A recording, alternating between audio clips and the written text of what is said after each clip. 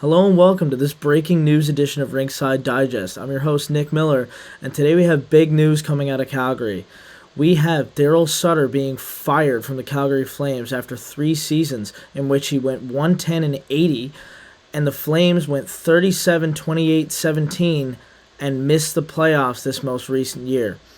Now, we all knew after last year's disappointing loss against the Edmonton Oilers and the loss of Tkachuk, Gaudreau, and so on, that the Flames would probably have a little bit of a decline this year, despite picking up Mackenzie Weegar and Jonathan Huberdeau and Nazem Kadri in trades and signings. But that was not the case. The Calgary Flames had a complete meltdown this season. Now, 17 games in overtime, a few of those won, and they're probably in the playoffs. But it's not about if. It's about what happened, and the Calgary Flames did not make the playoffs. So that is why Darryl Sutter got fired. A lot of the players, we've been hearing, a lot of the players did not want to come back if Darryl Sutter stayed as the head coach. So I think this was a very important move for the Flames after replacing their GM as well. The Flames needed a new voice in that locker room. They needed a fresh voice. It's not 2014 anymore. Darryl Sutter's style of coaching doesn't really work. We've seen with Jacob Pelletier how he didn't want to acknowledge the player's success after the first game, or he just passed it off as another player. He didn't give any credit where credit was due for a player coming into the NHL, making his first game, playing pretty good. Darryl Sutter just wasn't the type of coach that's needed in today's hockey. Back 10 years ago, 12 years ago, might have been fine.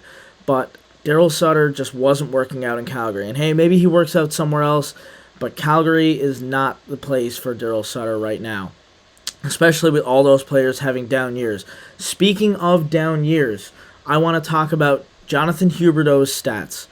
Now, if you look here, you'll see in each of the last 5 seasons, he's been at a point-per-game pace at least, except for this year, where he only scored 55 points in 79 games after scoring that $10 million-plus extension for 8 years in Calgary.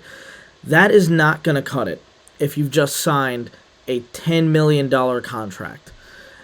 That is a brutal stat for Jonathan Huberdeau. And the reason I want to talk about Jonathan Huberdeau is because I believe this has to do with Darryl Sutter. There is no way you can have 115 points in a season. Now, mind you, he was playing with Alex Barkov, but at the same time, and those two had great chemistry, but at the same time, you don't have 115 points and drop off to 55. That's almost half of his point production from last year, which is absolutely brutal. You don't do that without having some external factors out there. Maybe it's the coach, because I don't know.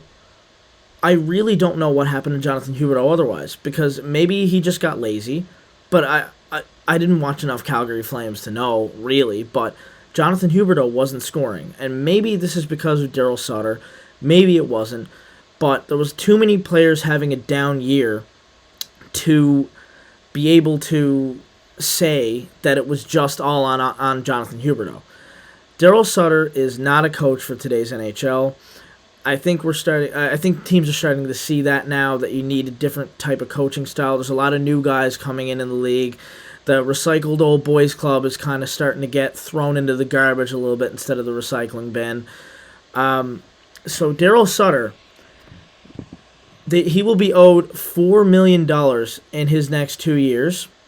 I don't think any Flames fan really cares about that, to be honest. I think they're just glad he's gone. Now, who do the Flames hire next? That is something that's quite unknown to this point. This is very fresh news. I would think the Flames would start to look towards maybe a younger coach, somebody who hasn't been around for maybe decades, but still with a little bit of experience, of course. But somebody with a new style, a more maybe offensive style coach, instead of get the lead and sit back kind of guy like Darryl Sutter is. Because we saw him make bad decision after bad decision. I mean, in a couple shootouts this year, I think he shot Nick Ritchie as his third shooter with a bunch of other talented players, with all the talented players on your team. This is no hate to Nick Ritchie. You don't shoot Nick Ritchie in a shootout as your third option in that important of a game. Like, if you're, like, in the bottom of the standings and it doesn't matter if you win, fine, just go out there and have fun. This team was on the verge of making the playoffs, and the Calgary Flames flat out failed. That's all I have for this video. Darryl Sutter is out. Who will be in next? Let me know in the comments, and have fun. Make sure to subscribe. Make sure to like and subscribe the video. We know you guys are watching, and most of you watching are not subscribed, so we appreciate it if you like the video and subscribe if you like it. And that's all. Thank you.